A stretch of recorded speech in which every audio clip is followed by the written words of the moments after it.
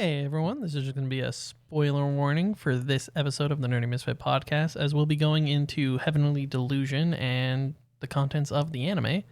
This is also going to be a trigger warning. The following episode will contain mature subject matter and will not be suitable for all ages. Thank you, and enjoy the episode. TNMP, the Nerdy Misfit podcast, with your hosts, Connor O'Neill and Matthew Hughes.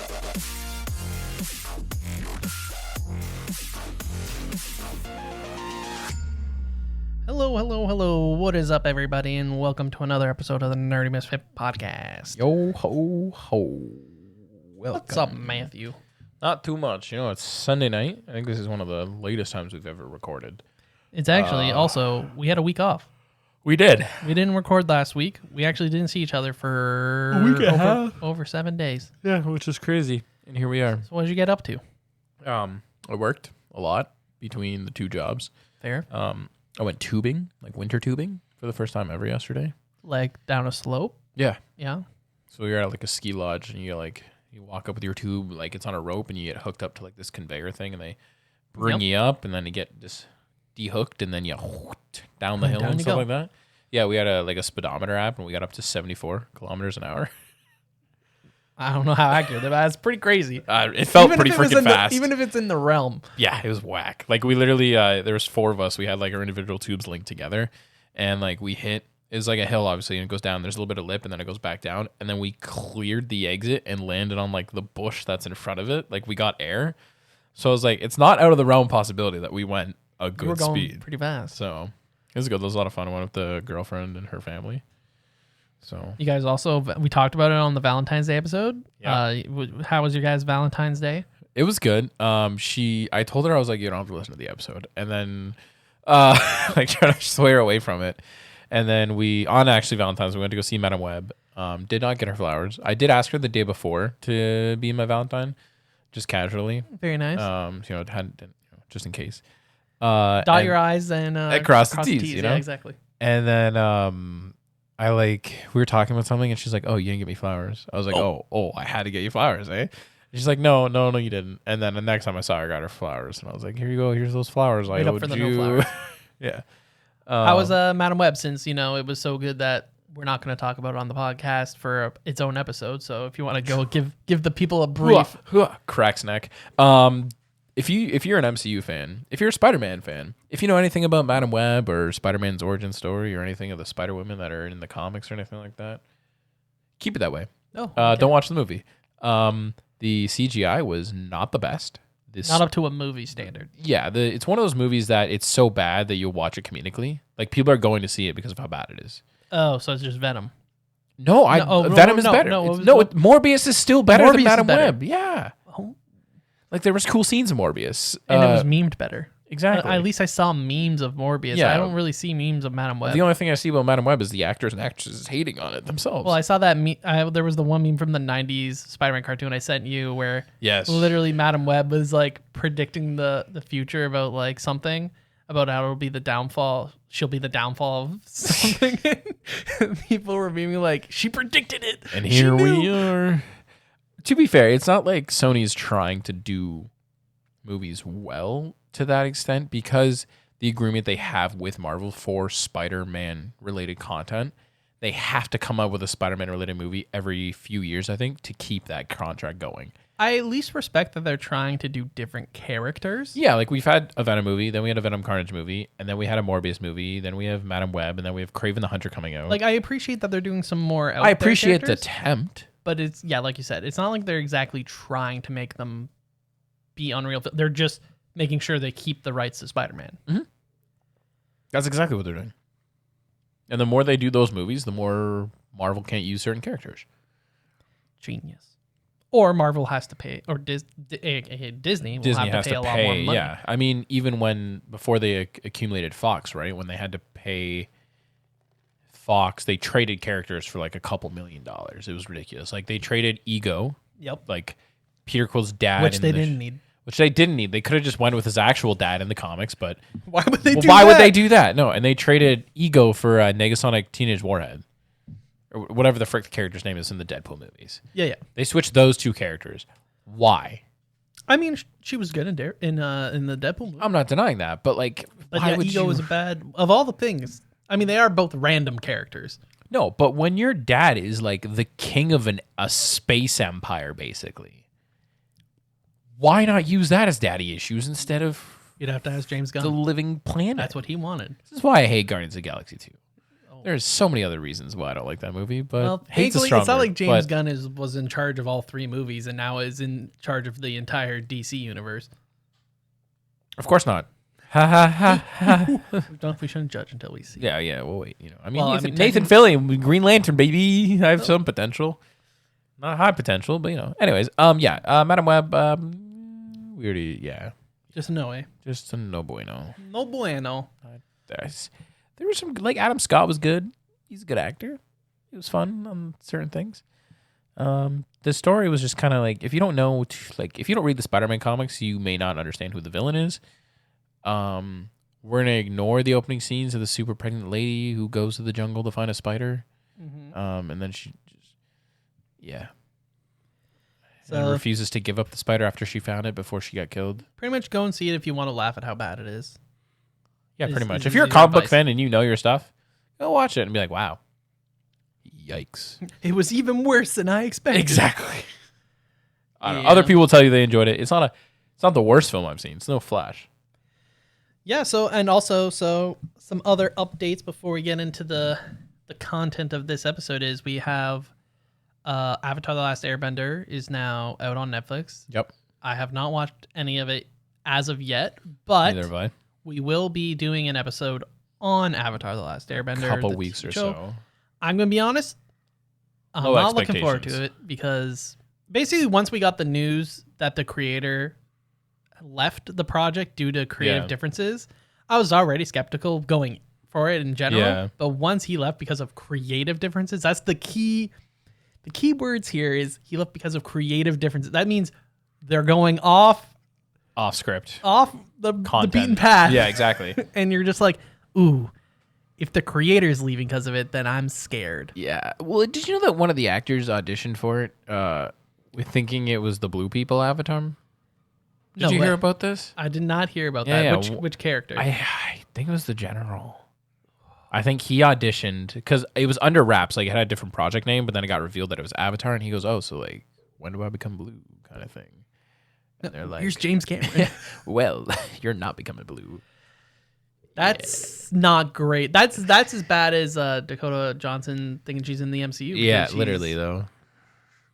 Yikes. I mean, some people need to be at least know what they're getting into. I've seen a couple clips from the show, like Last Airbender, and it's almost a direct copy of the animated scene, like when they visit Like the they've Southern taken Water that. Tribe, and there's like They take some definitely word for words. Yeah, from, and- yeah. from the series, but there are already. Well, I think the one clip I've seen is the one around Aang when Katara. Then they actually break Aang out. Yeah. Aang, we'll find him, and it's like the Appa scene where he's like, "Where's my bison? Where's my flying bison?" And Yeah. they're like, "What's a flying bison?" And he's like, "A flying bison." And then Appa ends up showing up, but Appa doesn't fly until later in the series. later on, yeah. Where when he finally does fly, Aang like goes to Sokka and is like, meh, like you Yeah, know, he's the flying bison. Yeah. see flying bison.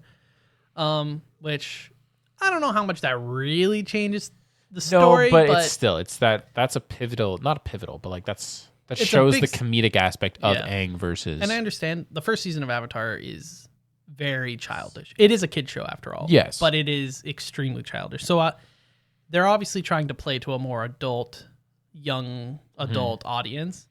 So I definitely see a lot of dialogue being changed, but it's very concerning to know that the creator left over Kurt. I mean, Game of Thrones season 4, right? Like George R. R. Martin left.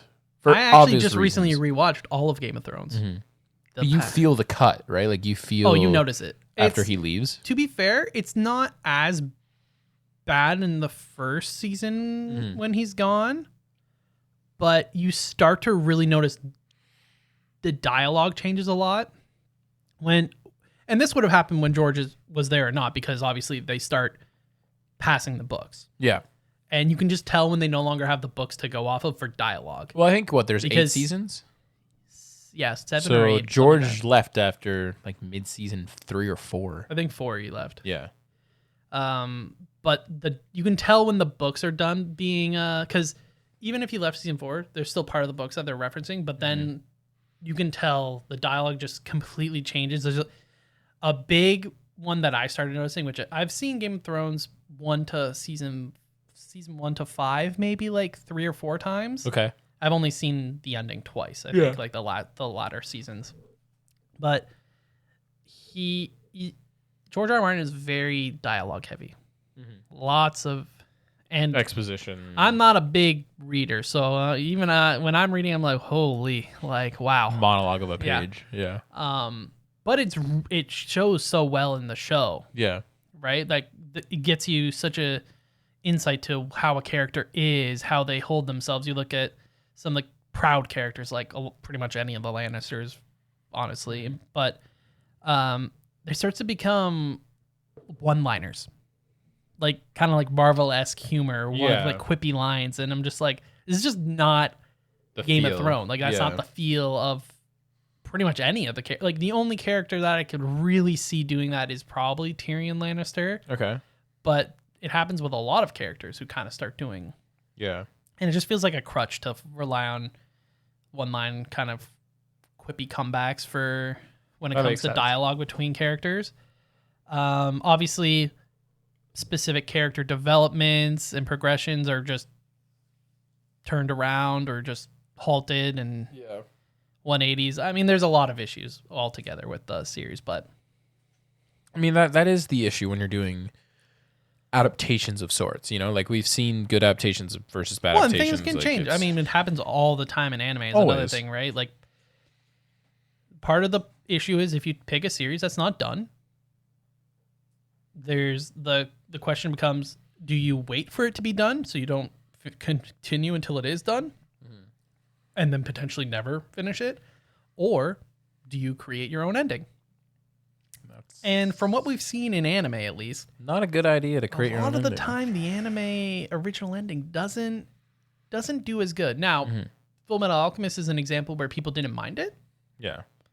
Obviously, Brotherhood ended up having the complete ending because it was a done manga Yeah. at that point, and it ended up being one of the, if not the best quotations anime made. So Yeah. But then there's also the parallel to that too. If you look at Hunter x Hunter, for example, that manga has its own, I don't want to say issues, but complications.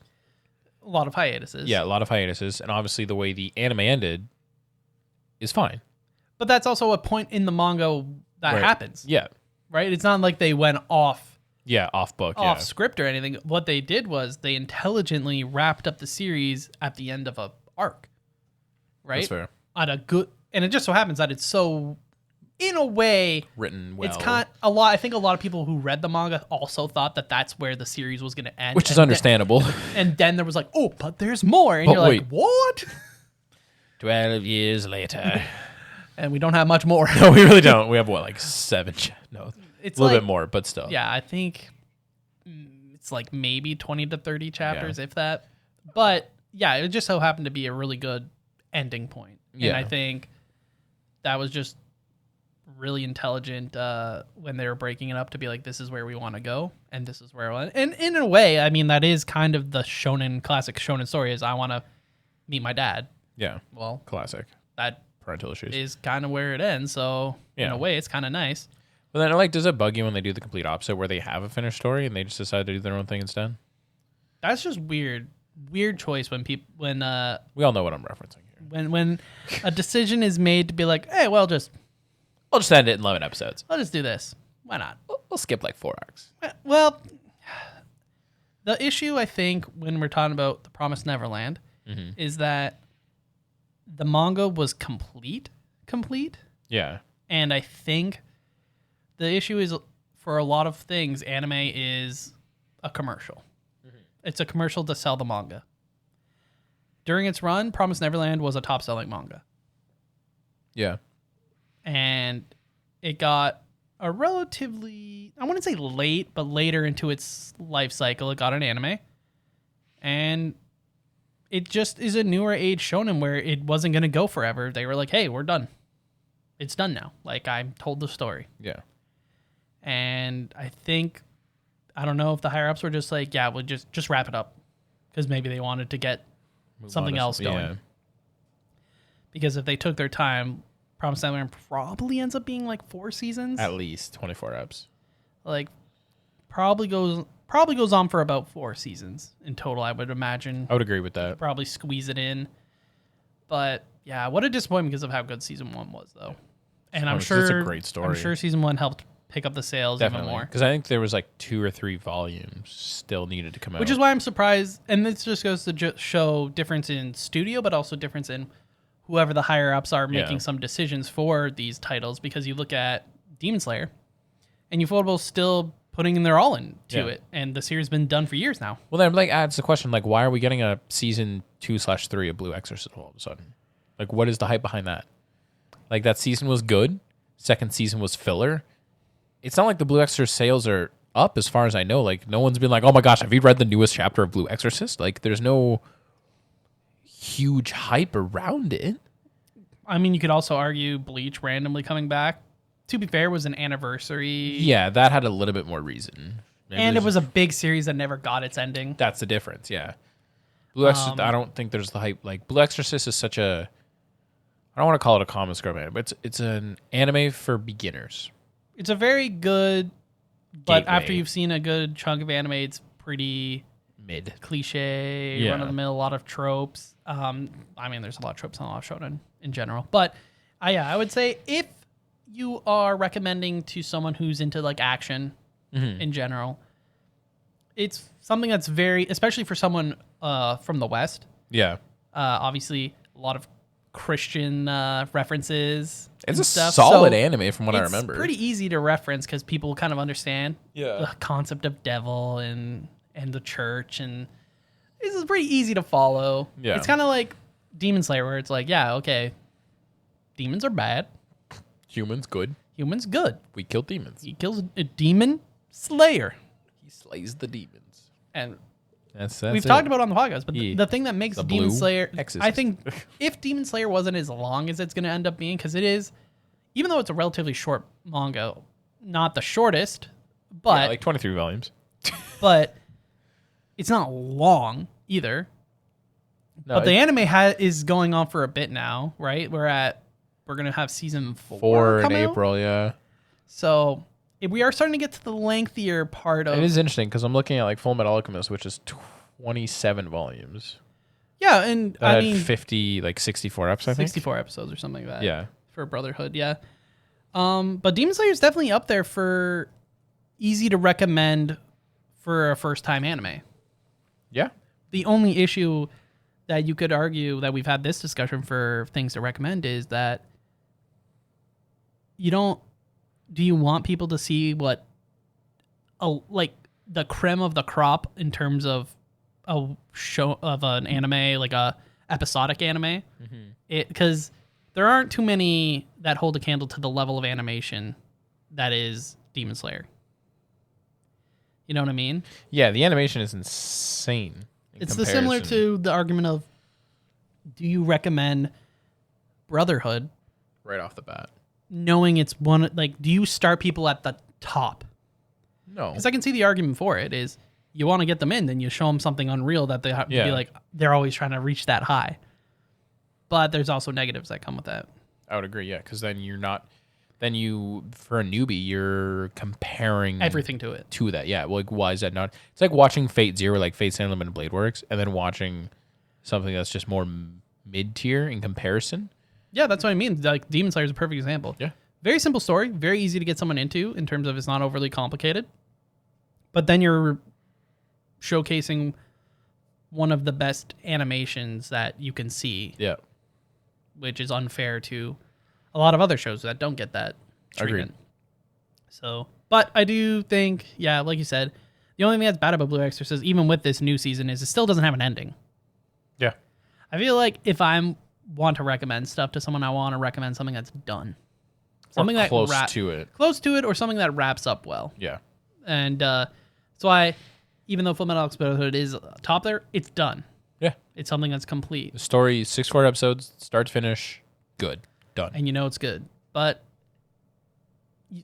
you probably want to even recommend something that's less episodes. Death Note's not bad.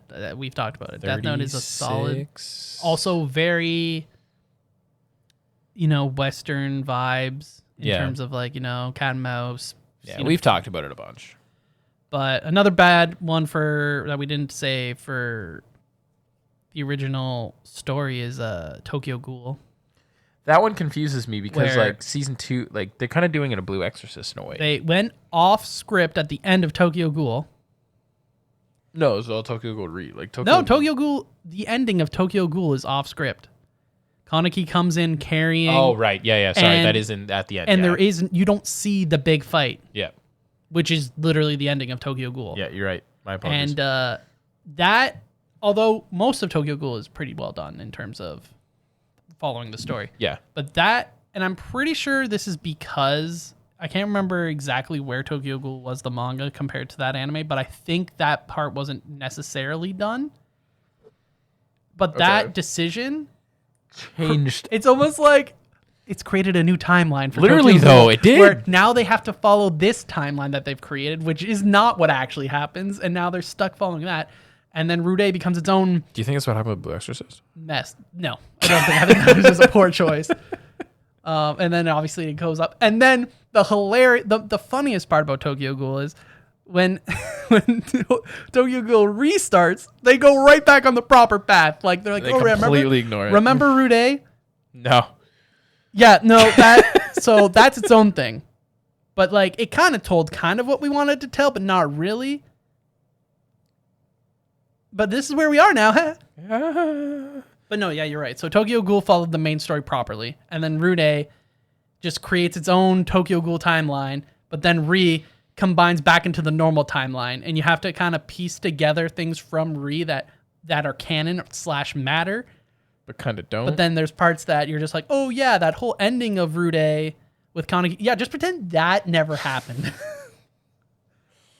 Oh yeah, certain characters that we may have killed off in Root. Yeah, okay, that didn't happen. By the way, they're just alive and you just accept it.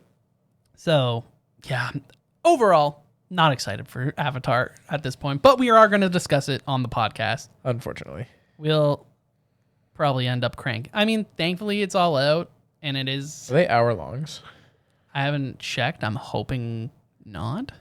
As Matt will check right now. As I'm pulling up the Nerdflix. The Nerdflix. How many episodes? 8 episodes. Okay. Yeah, they have to be an hour. 63 minutes, 48, 52, 55, 52, 56, 47, 57. Okay, but only 8 episodes. Yeah, so we'll probably end up cranking it out this week-ish / the following week. This upcoming weekend, when this episode released, will be the Anime Awards. Which we will be talking about. We'll update. Potentially might do a live reaction. We'll see what ends up happening. Potentially. But we'll definitely do an episode for next week, which will be on the winners. And then, yeah, we'll aim for the following week to be The Last Airbender. And then I think then we'll be on Spring Anime already. Then we'll be on Spring Anime, and then before you know it, we'll be touching the cusp of episode 100. It's true. So yeah, that's a little sneak peek of what you guys what's to come for us. Yeah, because that's boom, boom, boom. Yeah, Spring Anime is episode 98. Welcome to episode 95. That's what we're listening to right now. Yeah, and then I'm excited for episodes 99 to like 102. Yeah, we've been those pretty 4 episodes. We've been pretty organized this year so far, and a lot of things have just kind of. It's a big deal to us, by the way, that we're this organized. They've just kind of written themselves, really. I don't know, like the episodes are just there for us. We used to come in and be like, "What the heck are we going to talk about?" Which you can probably tell, but we've had pretty concrete. This is what we have to discuss, and sometimes Matt will be like, "We can discuss this," and I'm like, "Nope, we can't." Just this week, Matt was like, "Hey, you want to record 2 eps?" And I was like, "We can't." No, we can't. And he's like, "What do you mean?" And I was like, "The episodes, the topics we're covering, don't allow it. We can't do it. Unless you want to watch all of the Avatar: The Last Airbender right now." No. Oh, I'm scared. Yeah. Which brings us to what we are talking about. Yeah, 25 minutes into the episode. This is the topic.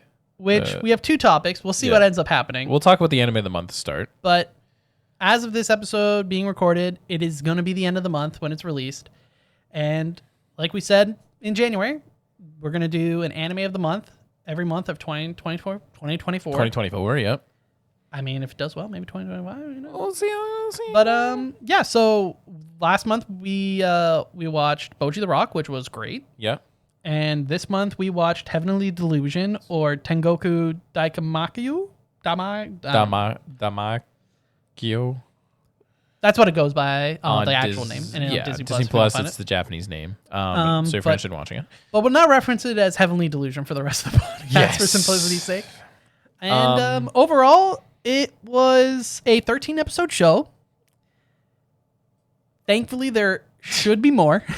I think it is a manga that is... I don't know if the manga is complete or continuing, but there is more content in it regardless, which is great because it is definitely a mystery. I would classify it probably as a mystery sci-fi. Yeah, mystery sci-fi. Maybe a bit of coming of age. I don't know. Or adventure. Yeah. But it's still going, by the way. It's by Production IG. And from an animation standpoint, I thought they did a pretty good job. It was very solid. Don't have many complaints in terms of the art style, the animation. No complaints on that aspect. The reason we picked the show was popped up a lot in the Crunchyroll awards that we will obviously discuss for nominations, and we'll see if it ends up winning something for the actual awards. And overall, it was a lot. So it was jam-packed for 13 episodes. Jam-packed for 13 episodes is confusing. The first thing you need to know if you're going to watch it is it doesn't really spell it out for you, but you're following essentially what is 2 different timelines. In one that is like in a post-apocalyptic setting and one that's pre that setting. And you're following them what feels like mirroring, like together, like, oh, this must, because you do get the sense that they're happening at the same time. Simultaneously. But it's not. No. That's the first big thing. And from what I can tell without reading on or knowing more about the series is that it feels like there's a lot of foreshadowing. You have to pay attention. If you really want to grasp what's going on, you have to pay attention. You need to pick up on details. I'm talking like One Piece fans picking up Sake Cup's shadow level details of, oh, this happened, this person has this scar, this person has this, etc., etc. The rewatch value is definitely there, though. Yeah, I think the way, like you said, where you're dealing with the different timelines, it's confusing if you don't know it. Like, if you just think it's happening simultaneously, you're like, oh, this character looks like this character's acting like that character. Why? There's a lot of characters also. That overlap. Even though you are only following the one timeline, you're really only following 2 people. Yeah. But it's the other people timeline they interact with, though. Is the equivalent of, like, you're following, like, My Hero Academia. Literally, though. It's like a classroom of younger kids.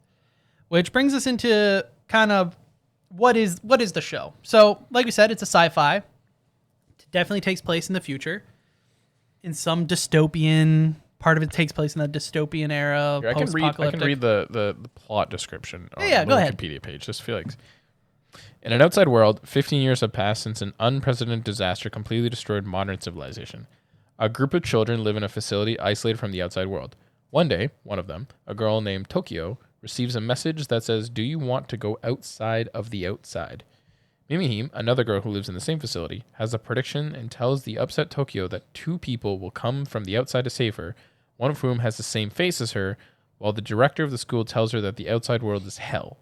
Meanwhile, a boy named Maru, who looks just like Tokyo, is traveling through this devastated Japan with a girl named Karuko in search of heaven. So I'm not saying part of that plot that we just read is kind of lying to you, but it's very confusing because part of it is lying to you. Because that is kind of their goal. The simple part of the story is definitely accurate. Yeah, to get one find heaven quotations. Yeah, two people want to get to heaven. Think I Am Legend. Someone has what appears to be the answer, the cure, or something, and they need to find this mythical that no one technically knows or heard of place. Yep. So that follows in the lines of I Am Legend, The Last of Us. Yeah. Kind of that idea of like Walking Dead too. Yeah, we need to get this to this to for X. And this, from a simple point of view, yep, that's it. That's the goal. For that timeline. Other timeline. You basically are following a center of sorts that is called heaven. Yeah, My Hero meets Promised Neverland kind of without the eating. Basically, if you've seen Darling in the Franxx, where it has a similar idea to that, where these kids are born and they're born from some, I don't really know what to call it, thing. It's a thing. They're born from a thing. Sciencey stuff. Yeah, and sci-fi stuff. I don't know if it's not really hinted at, but I'm sure it will get further. But none of the characters are really aware of what gender is, what sex is. They're kind of just, as a viewer, you don't even know what gender they are. And I think that's part of the point. Like, it's just they're just the kids of this place, and they're kind of discovering these things without being taught stuff. So we do see kids kiss and they're being watched and they're like, who taught them this? And it's like, no one taught them it. They had to have just, human desire, I guess, right? Like human nature takes over to be like, this is what's supposed to happen. And we end up seeing that some of these kids end up having some sort of powers. Some are dying from some weird diseases. That doesn't really get explained. Yet. But in the future timeline, we start to see these monsters that have similar abilities to what we've seen, which makes it basically there's a lot of connections from the past timeline to the future timeline, but not identical. There's a lot of speculation that can be made. Two of the kids that end up leaving this facility that we see at the end of the show on the boat, I saw a fan theory that is those two are from the doctor that did the surgery to fix people's limbs. Okay. Give them new limbs and cutting the disease off for them. That was those two, and the person that he ends up that's why they're so connected. And gotcha. I was okay, sure. And I guess in the manga, from what I was reading, is that he has a lot more of like a background in that kind of health, and she was more of like a engineer of sorts as well. So there's a lot of the series it's a mystery. So there's a lot of speculation of, okay, I've seen this with these characters in the past. Maybe it's them in the future. And we see a lot of that. Yeah. Which is why it gets really confusing and kind of muddled together, where you're like, your brain starts thinking, oh, these are the same characters, but they're not. Confirmed, you don't know if they are or not. And this is the thing that comes with also scars. You see someone get hurt in the past, they have a scar on their head, but then conveniently there's a scar on the head on a character you might meet. For the record, he keeps saying past, but it's the alternate timeline, potentially past. It's definitely the past. I don't think it's an alternate timeline. Okay. It's the past. Okay. Because overall, randomly in the timeline with the kids, one of them ends up getting pregnant. Which you don't really ever... You see that they end up having a relationship with someone, and they're like, oh, I want to be with you too. But it was never hinted that they had intercourse. Yep. But they must have. Because they're having a baby. Yep. And then there's two babies. And the director, because this is a whole other overarching topic that's in this series, is immortality. Yeah. Where the director of this wants to basically live forever. Get Out style, like Yeah. move your mind around to a different consciousness of a body, and so one of those kids is going to be her vessel. Yep. And we can deduce that one of those kids is one of the main characters we're following currently. Mm-hmm. Because the mother looks just like the current character we're following. And the whole goal for the character is to give this cure to someone who has the same face or similar face to them. Yeah. So with that, we can make that assumption that there's a high chance that he is one of those kids. That's a lot. There is It's freaking trippy. we're just scratching the surface. Yeah. Overall, I mean, the animation was good, like you said. The scoring, the music was good too. Voice dubbing was good. I think my only complaint is the complexity of the story. If you want something that you need to maybe rewatch episodes for, where you watch and you're like, I need to see that again, or you want to start nitpicking things or deep dive into videos with theories, and then this is definitely a great series. It's also, I'm not going to say original, because it does feel like it's a mishmash of other things we've seen It's before, a range of different things mixed together to create its own story. To create its own original story. And it is interesting. Like, I would definitely watch a season 2 and try and pick up. There is an official guidebook that was released in this is November of 2022. An official guidebook. Like that, it is a complex series. And we're not doing it justice, I feel. Do we have... is the manga available in like the West here? Not too sure. I'm not sure who. I think it's Viz. Yeah, it is. Looks like it's okay. So where you have looks like volume 8 we can potentially get. Oh, just kidding. Volume 8's coming out January 10th, 2025. So it's probably just started being released because of its popularity. Yeah. For us. Which But tracks. there are ways to read it if you're not a collector like us. If you look hard enough. Like, I'm curious how far it got, because so it looks like there is 61 chapters. So I'm curious how far. So there's 10 volumes right now, 13 episodes, obviously we just said. So I'm curious how far it actually got. I butchered that sentence, but you know what I meant. I know what you meant. But yes, we're definitely not doing it justice because we're kind of jumping all over the place. But yeah, it starts off feeling more simple than it is, and then it gets pretty complex pretty fast. Yeah. And from a sci-fi standpoint, it was pretty enjoyable. Not too many sci-fi shows that I've seen recently, to be honest. No, I would agree with that. So it kind of scratches that itch. It's just, if you're looking for something that is a 13 episode complete story, this is definitely not it. No, gosh, no.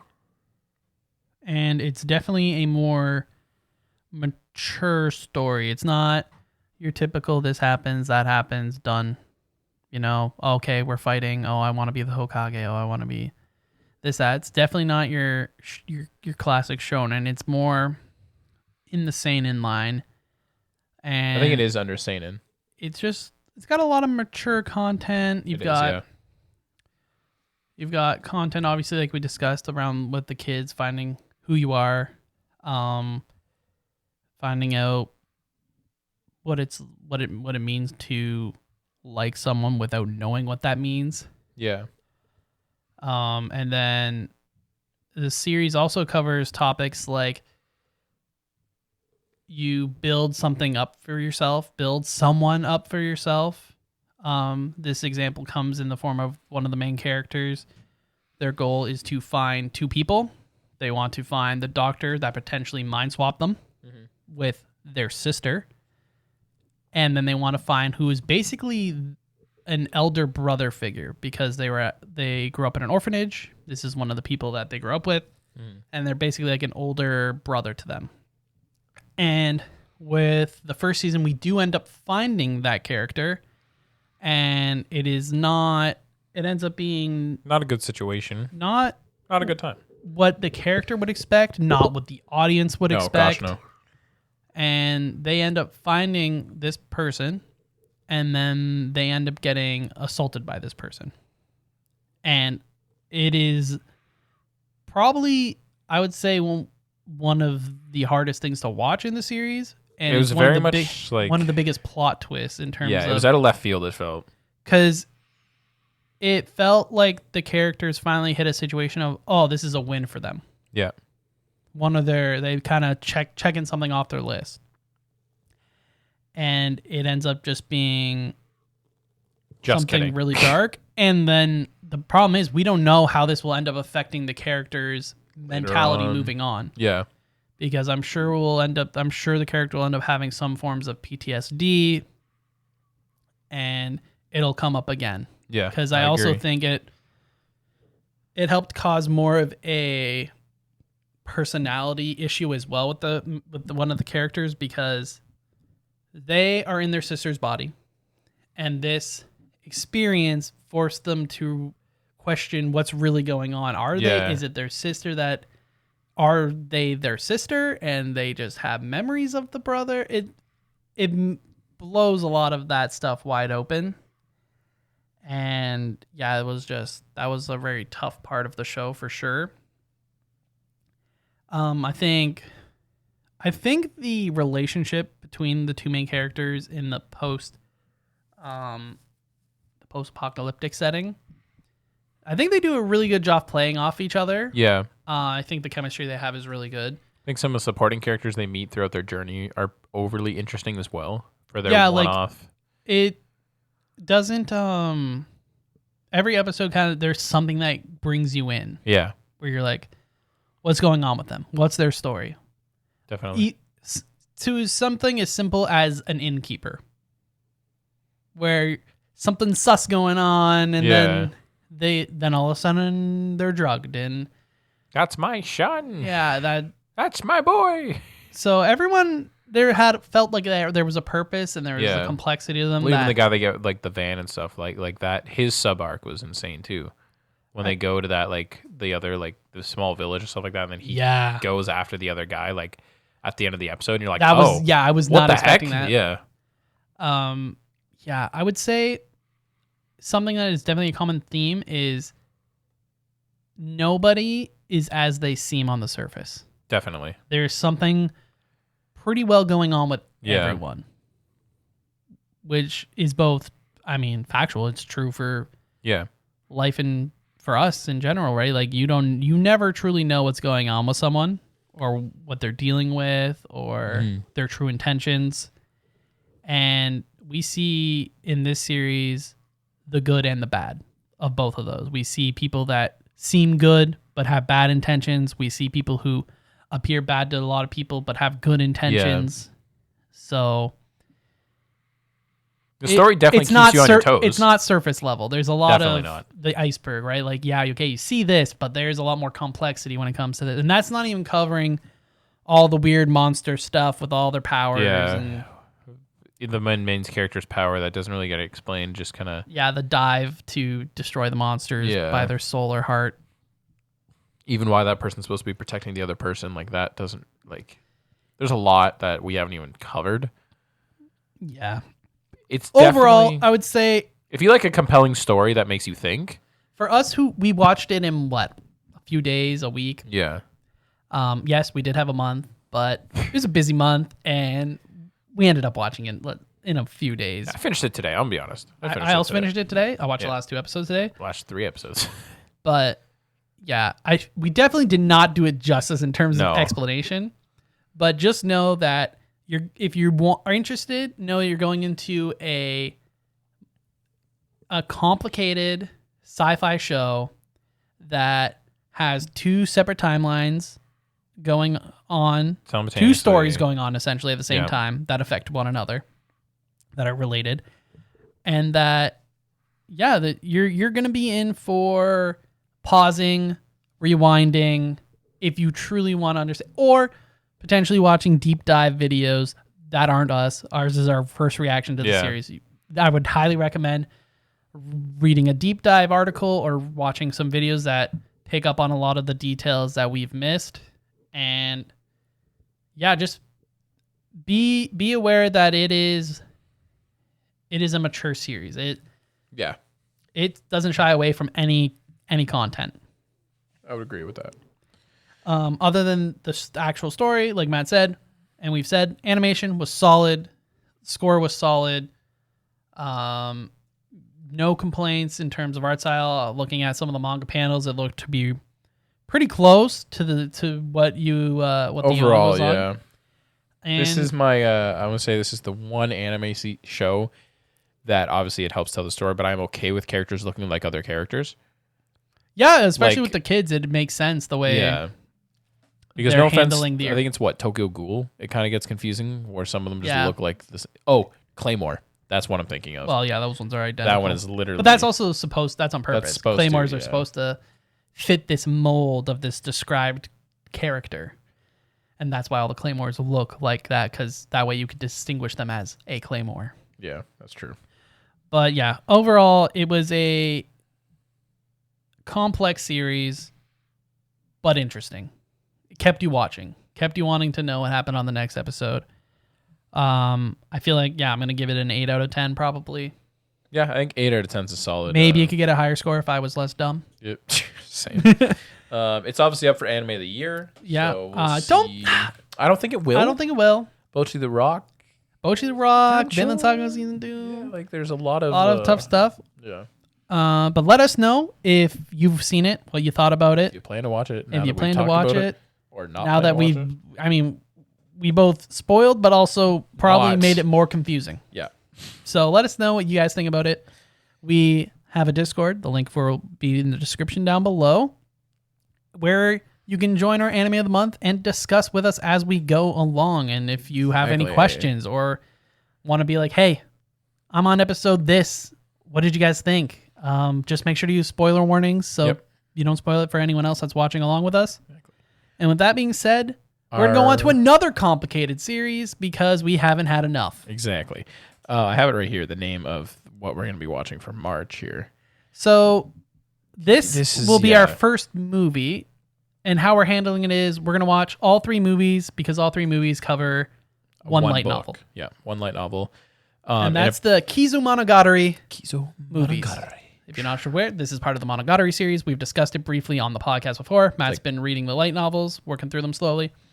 Slowly but surely. It's like a... So, technically speaking, this is a prequel series. The first series that came out for the anime was the Bakemonogatari. Yep. And this is a prequel to the Bakemonogatari. So, the complexity of the Monogatari series altogether is that it's tough to follow what timeline is where and what's going on when. Big issue for Bakemonogatari, for example, is the original Monogatari series that came out for the anime. This is by Studio Shaft, and it came out in 2009. And in the Monogatari series, you get introduced to the main character, his sisters, etc. But he's got powers, and it's both kind of explained but not really explained. Mm-hmm. This basically covers how this all happened. Yep. Fights that are referenced, things that are referenced beforehand. That's what these movies cover. So basically, from a timeline perspective, we're starting at the beginning.